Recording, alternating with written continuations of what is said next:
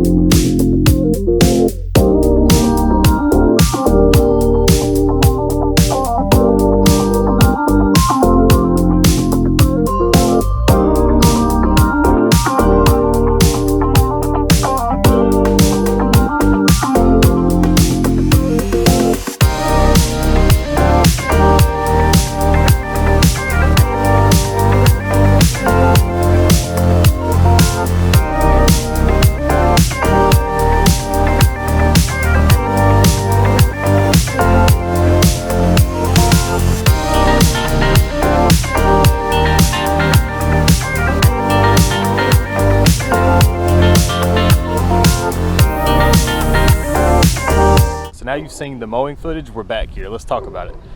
This is what you came for.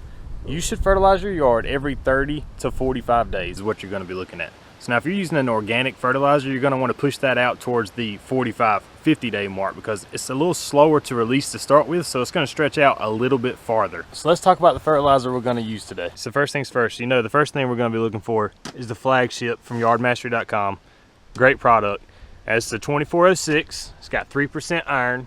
And it's also spiked with Bionite, which from what I understand it's kind of like Milorganite. And then your Walmart brand is going to be your Expert Lawn Fertilizer. It's 2% iron and it's a 3004 is what it's going to be. So here 14 pounds versus 45 pounds. This covers 5,000 square feet. This covers 15,000 square feet. This was like $16 I think for this one bag. So if you tripled this for what you would need for 15,000 square feet, you come up like $3 short of what this bag of Flagship costs shipped to your door. And now for that $3 to $5 difference it is in price to have it shipped to your door, and you don't have to go to Walmart and deal with the people of Walmart, it's a no-brainer. Order the quality fertilizer.